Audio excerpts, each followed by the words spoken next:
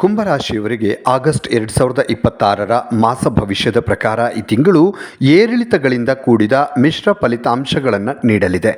ರಾಶಾಧಿಪತಿಯಾದಂಥ ಶನಿಯು 2ನೇ ಮನೆಯಲ್ಲಿ ಹಿಮ್ಮುಖ ಚಲನೆಯಲ್ಲಿರೋದರಿಂದ ಆರ್ಥಿಕ ಮತ್ತು ಕೌಟುಂಬಿಕ ಜವಾಬ್ದಾರಿಗಳು ಹೆಚ್ಚಾಗ್ತವೆ. ಆದಾಗ್ಯೂ ಉದ್ಯೋಗ ರಂಗದಲ್ಲಿ ಪ್ರಗತಿಗೆ ಉತ್ತಮ ಅವಕಾಶಗಳು ಸಿಗ್ತವೆ.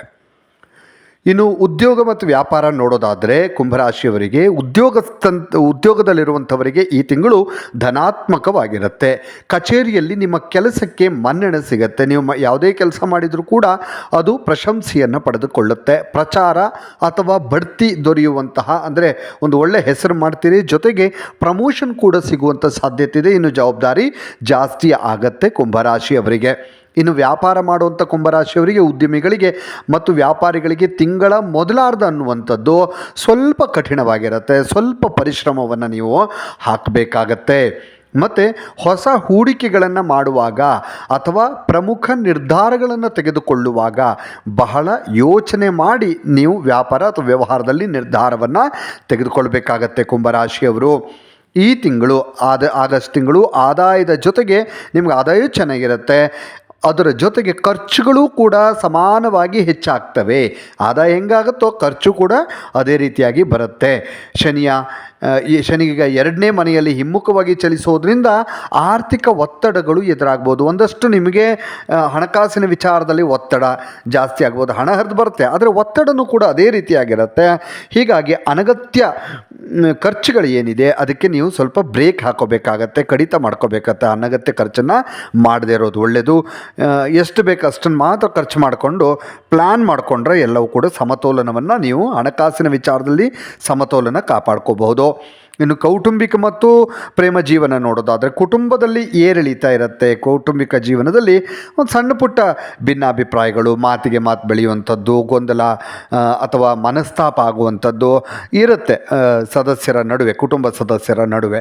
ಮಾತಿನ ಮೇಲೆ ನಿಗಾ ಇಟ್ಟು, ಅಂದರೆ ಮಾತಾಡುವಾಗ ಅಥವಾ ಜೋರಾಗಿ ಮಾತಾಡುವಾಗಲೂ ಕೂಡ ಒಂದಷ್ಟು ನಾವು ಏನು ಮಾತಾಡ್ತೀವಿ ಅಂತ ಆಲೋಚನೆ ಮಾಡ್ಕೊಂಡು ಮಾತಾಡೋದು ಬಹಳ ಒಳ್ಳೆಯದು. ಇನ್ನು ಪ್ರೇಮಿಗಳ ನಡುವೆ ಇಲ್ಲಿ ಆಕ್ರಮಣಕಾರಿ ಸ್ವಭಾವ ಅಥವಾ ಕೋಪದಿಂದಾಗಿ ಜಗಳಗಳು ನಡೆಯುವಂಥ ಸಾಧ್ಯತೆ ಹೆಚ್ಚಾಗಿರುತ್ತೆ. ಸಂಬಂಧವನ್ನು ಉಳಿಸ್ಕೊಳ್ಳೋದಕ್ಕೆ ಶಾಂತಿಯುತವಾಗಿ ಮತ್ತು ಸಂಯಮ ತಾಳ್ಮೆಯಿಂದ ನೀವು ವರ್ತಿಸಬೇಕಾಗತ್ತೆ. ಯಾರು ಕುಂಭರಾಶಿಯವರು ವೈವಾಹಿಕ ಜೀವನದಲ್ಲಿ ತಿಂಗಳ ಉತ್ತರಾರ್ಧದಲ್ಲಿ ಪರಿಸ್ಥಿತಿಗಳು ಸುಧಾರಿಸ್ತವೆ. ಅಂದರೆ 15ನೇ ತಾರೀಕು ನಂತರ ಎಲ್ಲವೂ ಕೂಡ ನಿಧಾನಕ್ಕೆ ಸರಿಯಾಗ್ತಾ ಹೋಗುತ್ತೆ. ಇನ್ನು ಆರೋಗ್ಯದ ಬಗ್ಗೆ ನೋಡೋದಾದರೆ ಕುಂಭರಾಶಿಯವರಿಗೆ ಆರೋಗ್ಯ ದೃಷ್ಟಿಯಿಂದ ಈ ತಿಂಗಳು ಆಗಸ್ಟ್ ತಿಂಗಳು ಒಟ್ಟಾರೆಯಾಗಿ ಉತ್ತಮವಾಗಿರುತ್ತೆ. ದೀರ್ಘಕಾಲದ ಕಾಯಿಲೆ ಅಂದರೆ ಬಹಳ ಸಮಯದಿಂದ ಕಾಡ್ತಾ ಇರುವಂಥ ಏನಾದರೂ ಸಮಸ್ಯೆಗಳಿದ್ದರೆ ಅಥವಾ ಜೀರ್ಣಾಂಗ ಪ್ರಕ್ರಿಯೆ ತೊಂದರೆಗಳಿಂದ ನೀವು ಸಾಕಷ್ಟು ಪರಿಹಾರವನ್ನು ಈ ಆಗಸ್ಟ್ ತಿಂಗಳಲ್ಲಿ ಪಡ್ಕೊಳ್ತೀರಿ. ಆದರೂ ಕೂಡ ದೈನಂದಿನ ಆರೋಗ್ಯದ ಬಗ್ಗೆ ದಿನನಿತ್ಯ ಆಹಾರ ಸೇವನೆ ಇರ್ಬೋದು, ನೀರು ಕುಡಿಯೋದಿರೋದು, ವ್ಯಾಯಾಮ ಇದೆಲ್ಲವೂ ಕೂಡ ಮಾಡೋದು ಒಳ್ಳೆಯದು. ಯಾವುದೇ ಕಾರಣಕ್ಕೂ ನಿರ್ಲಕ್ಷ್ಯ ಮಾಡೋಕ್ಕೆ ಹೋಗಬೇಡಿ. ಇನ್ನು ವಿದ್ಯಾರ್ಥಿಗಳ ಬಗ್ಗೆ ನೋಡೋದಾದರೆ ಕುಂಭರಾಶಿ ವಿದ್ಯಾರ್ಥಿಗಳಿಗೆ ಈ ತಿಂಗಳು ಸಾಮಾನ್ಯವಾಗಿ ಯಶಸ್ಸನ್ನು ಕೊಡುತ್ತೆ. ಏಕಾಗ್ರತೆ ಕೊರತೆ ಸ್ವಲ್ಪ ಕಾಡಬಹುದು, ಅಂದರೆ ಕಾನ್ಸಂಟ್ರೇಷನ್ ಇರೋದಿಲ್ಲ. ಹಾಗಾಗಿ ಸ್ವಲ್ಪ ಧ್ಯಾನ ಮಾಡಿಕೊಂಡ್ರೆ ಒಳ್ಳೆಯದು. ಆದ್ದರಿಂದ ಕಠಿಣ ಪರಿಶ್ರಮ ಮತ್ತು ನಿಯಮಿತ ಅಧ್ಯಯನವನ್ನು ನೀವು ಮಾಡಿಕೊಂಡ್ರೆ ಖಂಡಿತವಾಗಲೂ ಕೂಡ ನಿಮ್ಮ ಪರಿಶ್ರಮಕ್ಕೆ ಫಲ ಅಂತೂ ಸಿಗತ್ತೆ.